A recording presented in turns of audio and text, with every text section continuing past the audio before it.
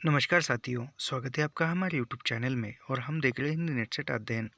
यहाँ पर हम देख रहे हैं आज उपन्यासों में झूठा सच उपन्यास। झूठा सच उपन्यास के हम पात्र, महत्वपूर्ण कथन, विषय वस्तु यह सब कुछ हम आने वाली परीक्षा के दृष्टिकोण से देखेंगे।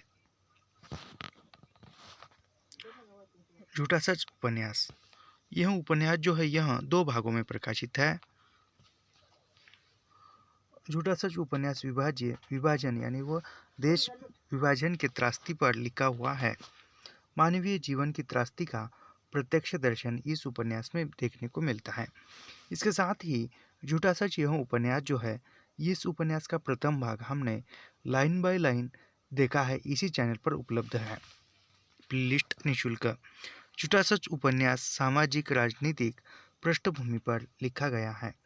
उपन्यास में यशपाल ने सन 1942 से 1957 तक, अर्थात देश विभाजन से पहले और यानी 1947 में देश विभाजन हुआ और 1942 से लेकर और 1957 तक जो भी घटित हुआ है वह इन्होंने लिखा हुआ है। इस उपन्यास में उतार चढ़ाव को दिखाया गया है, यानी स्वाधीनता के पहले और स्वाधीनता के बाद देश में क्या बदलाव आए गए, किस प्रकार आ गए, यह सब कुछ दिखाया हुआ है।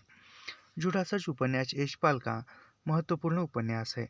अपनी प्रकृति में यह एक महाकाव्यात्मक उपन्यास है, यानी एक महाकाव्यात्मक उपन्यास झूठा सच है, जो भारत के विभाजन की पृष्ठभूमि पर लिखा गया है।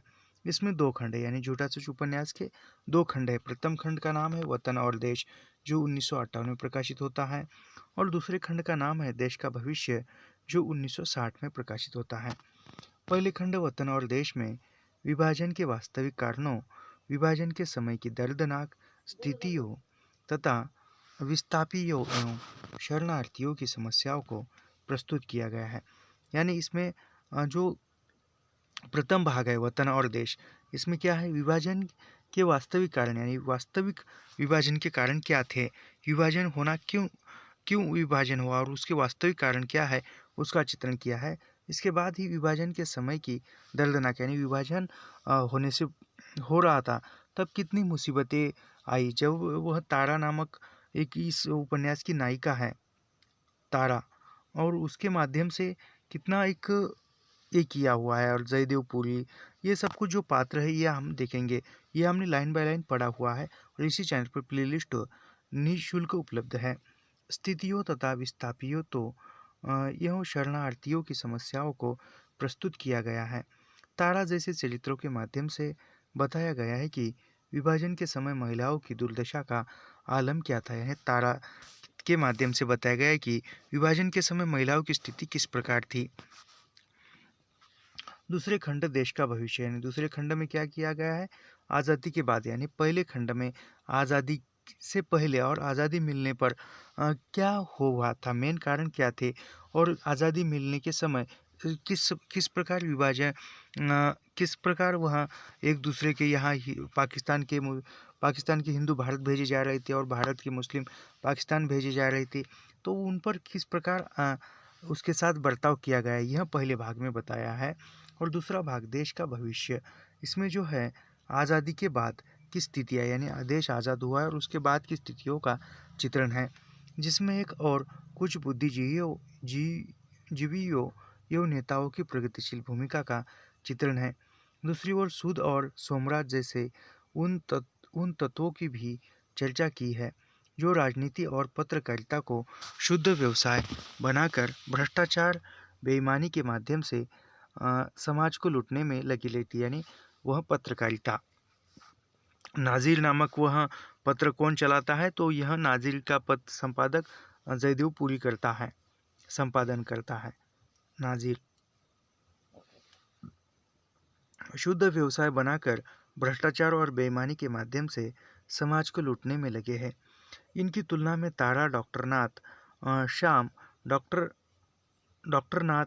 श्यामनाथ, पत्रकार कनक, कनक पत्रकार जो है यह जयदेव पुरी की पत्नी भी है और कनक की भाभी भी है, कनक नहीं तारा की भाभी है, और वह तारा जयदेव पुरी की बहन है। ये क्या है, ये हमने देखा हुआ है और फिर से हम एक शॉर्ट में ही देख रहे हैं। तथा इंजीनियर नरोत्तम जैसे चरित्र भी है, जो देश की आज़ादी का सम्मान करते हुए अपने दायित्व के निर्वहन में ईमानदारी से जुड़े हुए हैं। विभाजन से पूर्व मध्ययुगीन जीवन वहाँ के जन विभाजन के पूर्व मध्ययुगीन जीवन वहाँ के जन समाज का मानसिक गठन राजनीतिज्ञों के दांवपेच सांप्रदायिक स्वास्थ्यों के कारण हिंदुओं मुसलमानों के बीच बढ़ती खाई यानी हिंदू मुस्लिम के बीच किस प्रकार दुरावा बढ़ रहा था, किस प्रकार वह एक दूसरे के दुश्मन बन गए थे। यह देश का विभाजन, सांप्रदायिक दंगे, लूट खटोस, रक्तपात, लाखों व्यक्तियों का विस्थापित होना, उसकी जीविका और संघर्ष, कांग्रेस का शासन, स्वतंत्रता प्राप्ति के बाद का सामाजिक जीवन, विविध क्षेत्रों में चलने वाली धांधली, उच्च वर्ग की स्वार्थपरकता, मध्य वर्ग की कुंठा, निम्न वर्ग की निराशा, जनता की जागरूकता आदि, यह सब कुछ झूठा सच में साकार हो गया है, यानी झूठा सच उपन्यास में। झूठा सच में यशपाल ने देश विभाजन के लिए मूल रूप से अंग्रेजों को उत्तरदायी ठहराया, यानी यशपाल ने झूठा सच उपन्यास में जो देश का विभाजन हुआ था, इसको मूल रूप से किसको उन्होंने उत्तरदायी ठहराया है, तो अंग्रेजों को। उनके अनुसार अंग्रेजों ने ही अपनी सत्ता के लिए हिंदू मुसलमानों में फूट डाली है, यानी अपनी सत्ता करने के लिए हिंदू मुसलमानों में झगड़ा लगाकर या फूट पाड़ने का काम किसने किया है, अंग्रेजों ने किया है।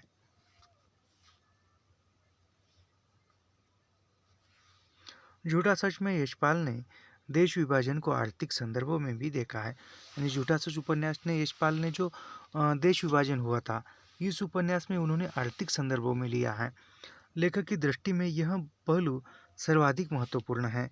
देश विभाजन के मूल में आर्थिक कारणों की खोज करते हुए वे इस निष्कर्ष पर पहुंचते हैं, यानी देश विभाजन के मूल कारण में आर्थिक कारण यह एक था, और इसकी खोज करते हुए स्वयं लेखक यशपाल जी लिखते कि संपूर्ण पंजाब में हिंदू अमीर थे, यानी संपूर्ण पंजाब प्रांत में कौन था, ये जो हिंदू जो थे अमीर थे, ऊंचे पद पर थे, अल्पसंख्यक होने के बावजूद भी आर्थिक, सामाजिक और कुछ सीमा तक राजनीतिक सत्ता उन्हीं के हाथों में थी। यानी पंजाब प्रांत में बहुसंख्यक कौन है, तो सिख है, और वहाँ पर अल्पसंख्यक कौन थे, तो हिंदू थे। लेखक का मंतव्य है कि विभाजन की त्रासदी का शिकार सामान्य लोग ही हुए, उच्च वर्ग के लोग नहीं। यानी यशपाल क्या कहते हैं कि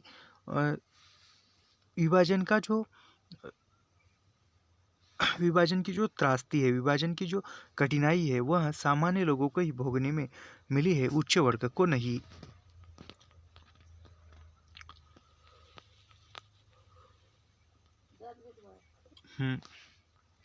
अभी यहाँ के पात्र देखते हैं। तारा मध्यवर्गीय किंतु प्रगतिशील सोच रखने वाली है, यानी तारा कौन है, तारा जो है प्रगतिशील सोच रखने वाली है। उसके साथ ही तारा ही विभाजन की त्रासदी सबसे ज़्यादा झेलती है, यानी सबसे ज़्यादा जो है संघर्षपूर्ण पात्र और सबसे प्रभावशाली पात्र, सबसे एक प्रेरणादायी पात्र यदि इस उपन्यास में कहा जाए तो तारा ही मुझे देखने को सबसे सशक्त और प्रेरणादायी पात्र है। क्योंकि प्रेरणादायी क्यों, क्योंकि सब कुछ खोने के बावजूद भी खुद के पैरों पर वह खड़ी रहती है। तारा यह काफ़ी सशक्त पात्र है। मध्यवर्गीय किंतु प्रगतिशील सोच रखने वाली तारा ही विभाजन की सबसे ज़्यादा त्रासदी झेलती है। जयदेव पुरी, अभी जयदेव पुरी और तारा कौन है, तो ये भाई बहन है, और एक इसकी बहन है, वो पूछा गया था, वो आगे नाम आएगा उसका, मैं बताऊंगा। जयदेव पुरी मध्य वर्ग का प्रतिनिधि पात्र, विभाजन के समय विभाजन के कारण से अलगाव, यानी वह जयदेव पुरी कौन है, तो मध्य वर्ग का प्रतिनिधि पात्र है, और वह विभाजन के समय अपने घर से, अपने गांव से अलगाव हो गया है, अलग हो गया है। आगे चलकर प्रगति करते हुए एक पत्र का संपादन भी, फिर विधायक व कई कमेटियों का मेंबर बन जाता है, यानी वह फिर वो जूझता है, और वहाँ जूझते हुए वह नाम याद नहीं आ रहा उसको, वो मिलता है जयदेवपुरी, और फिर वहाँ पर वो एक नाजिर नामक पत्र का संपादन करता है, फिर विधायक बनता है, और फिर अनेक कमेटियों का वह मेंबर बनता है। कनक संपन्न परिवार की प्रगतिशील सोच रखने वाली लड़की है। जयदेव से प्रेम विवाह, फिर संबंध विच्छेद, यानी वह जयदेव से प्रेम करती है और फिर विवाह उसके साथ करती है, और फिर वह उसका संबंध विच्छेद हो जाता है, तलाक हो जाता है। अन्य पात्रों में असद। असद कौन है? तो असद लाहौर के कामरेड युवा कम्युनिस्ट पार्टी के युवा है, यानी कम्युनिस्ट पार्टी का है। कौन? असद। शीला राम जया की पुत्री। प्राणनाथ अर्थशास्त्र के प्रोफेसर है। और अंतिमतः उपन्यास के अंत में एक प्राणनाथ का महत्वपूर्ण कथन भी है, वह गिल से कहता है। और इसके साथ ही यह अंतिमतः तारा के साथ विवाह भी करता है। सोमराज, आवारा युवक जिसका तारा से विवाह होता है, यानी सोमराज के साथ तारा का विवाह होता है और वो शादी के पहले दिन ही उसके घर में आग लगती है और तारा जो है छत से कूदकर अपनी जान बचाकर भाग निकलती है और तब से जो है वह कैंप में रहने लगती है। पंडित गिरधारी लाल यह कनक के पिता है। उसके बाद ही यह नया हिंद नामक पब्लिकेशन या नया हिंद प्रेस के मालिक है। कौन? पंडित गिरधारी लाल मालिक है और वह कनक के पिता है। महेंद्र नैयर वकील है और वह कनक के जीजा भी है। करमचंद कशिश परोपकार पत्रिका के मुख्य संपादक, यानी परोपकार पत्रिका के संपादक कौन है? तो कर्मदेव कशिश है। दौलू मामा शरीफ भोला आदमी जो अकारण बलवे को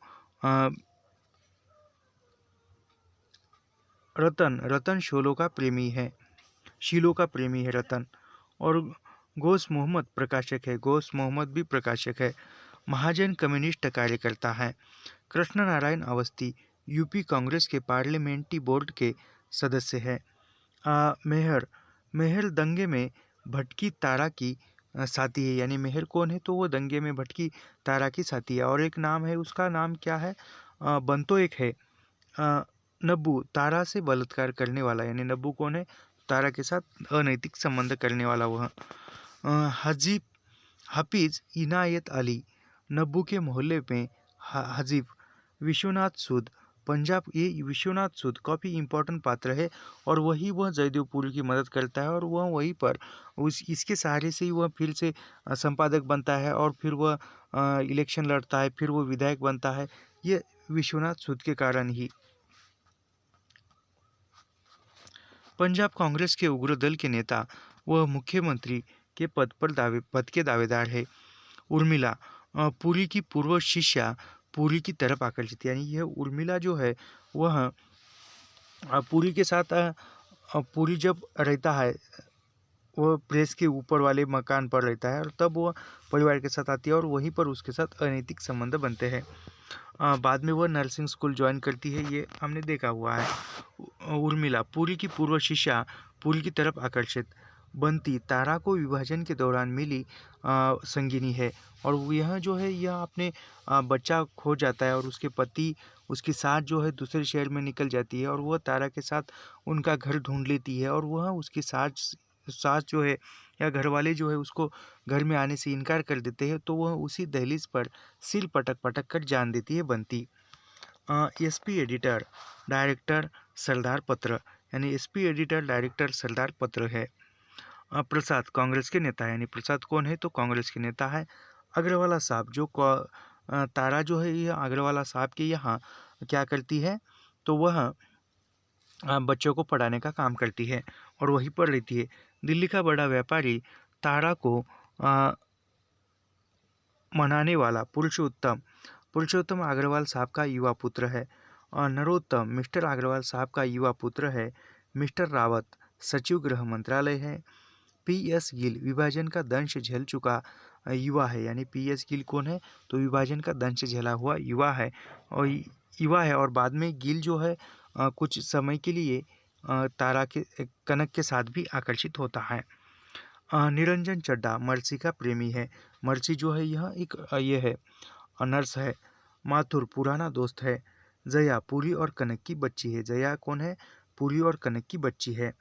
सीता तारा के मोहल्ले की लड़की है। सीता वो यहाँ तारा के मोहल्ले की लड़की है सीता, और वो बाद में जिस विभाग में तारा जॉब करती है उसी में यह जॉब करती है और वह एक गलत रास्ते पर जाती है और फिर उसको तारा जो है समझाती है और अंतिमतः इसकी शादी करवा के देती है तारा ही।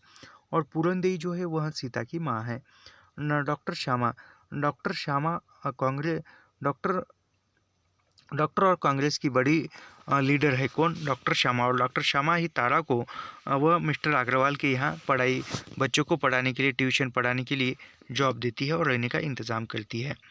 अब इसके हम प्रमुख उदाहरण देखते हैं। जर्नलिज्म सियासत का जहाज़ है। वह चाहे तो स्टेट को बचा ले, चाहे तो डुबा दे। ये कशिश जी संपादक परोपकार के हैं।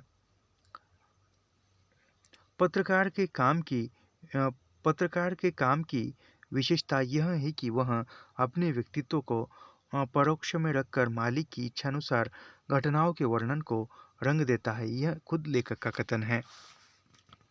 सहायक संपादक प्रेस के लिए मसाला तैयार करने की मशीनें होती है, यानी सहायक संपादक जो है वह प्रेस के लिए मसाला तैयार करने की मशीनें होती है। ये खुद लेखक का यानी यशपाल का कथन है। पत्र की जनप्रियता बहुत बड़ी चीज़ है, यानी पत्र की जनप्रियता बहुत बड़ी चीज़ है, परंतु राजनीतिक पत्र का काम जनता की भावनाओं में बह जाना नहीं, बल्कि उस भावनाओं को दिशा दिखाना है। ये कशिश जी संपादक का कथन है। पुरुष की तुलना में स्त्री की हीनता स्वाभाविक है, स्वाभाविक तो नहीं, परंतु आवश्यक बना दी जा गई है। पुरुष की तुलना में स्त्री की जो हीनता है वह स्वाभाविक तो नहीं, परंतु आवश्यक बना दी गई है। ये लेखक यशपाल का कथन है। स्त्री अपनी शोभा अपने से बढ़कर पुरुष को पाने में ही समझ लेती है, यानी स्त्री जो है कोई अपनी शोभा, अपनी जो मान सम्मान है, अपने से बढ़कर पुरुष को पाने में ही समझ लेती है। यह भी यशपाल का कथन है। सफ़ेद पोश निम्न मध्यवर्गीय के लिए अपनी गरीबी से अधिक संकोच और रहस्य की दूसरी बात क्या हो सकती है? यह भी यशपाल का कथन है। स्त्रियों के जीवन से लज्जा का उतार चढ़ाव दिन के पहरों में ताप की भांति होता है। स्त्रियों के जीवन में लज्जा का उतार चढ़ाव, यानी जो लज्जा भाव होता है, उस लज्जा भाव का उतार चढ़ाव स्त्रियों के जीवन में दिन के पहरों, यानी जैसे दिन का पहर पहर पहला पहर, दूसरा पहर, तीसरा पहर, वैसे वह लज्जा भाव जो स्त्रियों में उतार चढ़ाव होता है ताप की भांति होता है। बचपन में लाज की अनुभूति नहीं रहती। जीवन के दूसरे पहर में जब वे अपने शरीर में नारीत्व को पहचानने लगती है, यानी जब वह किशोरावस्था में आती है, तब वह स्त्रीत्व प्राप्त करने के लिए सक्षम हो जाती है, तब पहचानने लगती है और जान जाती है कि उनके जीवन की परिणति उनकी आकर्षण शक्ति में है, तो वे आकर्षण के प्रबल माध्यम लाज को बढ़ाने लगती है। ये यशपाल का ही कथन है। पंजाब तो सदा हिंदू सिखों का रहा है, यानी पंजाब प्रांत हमेशा के लिए हिंदू और सिखों का रहा है। इन मरे मुसलमानों का राज दिल्ली, लखनऊ, आगरा में रहा होगा। पंजाब तो हमारा है। मियाँ बीबी की लड़ाई और कार्तिक का बादल कितने पल ठहरता है? ये लेखक का कथन है। यानी मियाँ बीबी की, यानी पति पत्नी की लड़ाई और कार्तिक का बादल, यानी जिस प्रकार बादल आते हैं और तुरंत निकल जाते हैं, उसी प्रकार बीबी पत्नी और पति की लड़ाई भी उसी पल के लिए है। लेखक का ही कथन है। अगला भी लेखक का कथन है।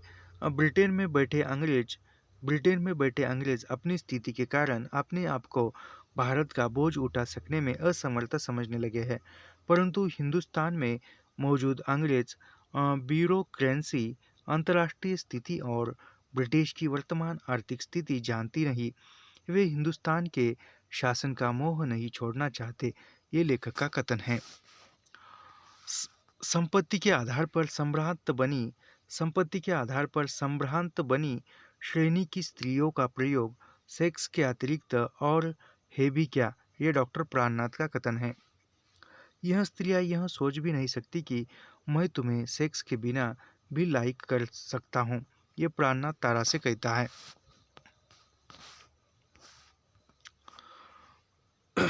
बल्कि सेक्स के लिए भी इस श्रेणी के पुरुष जो चाहे सो कर सकते हैं। ये पत्नियां तो केवल संपत्ति के निर्विवाद अधिकारी पैदा करने के लिए है। ये स्त्री की एक ही योग्यता को जानती है, हाथ आ गए पुरुष को हाथ से निकलने न देना। इन्हें तुम्हारी किसी अन्य योग्यता से ईर्ष्या नहीं, तुम्हारे नारीत्व के आकर्षण से ईर्ष्या है, ये प्राणनाथ तारा से कहता है।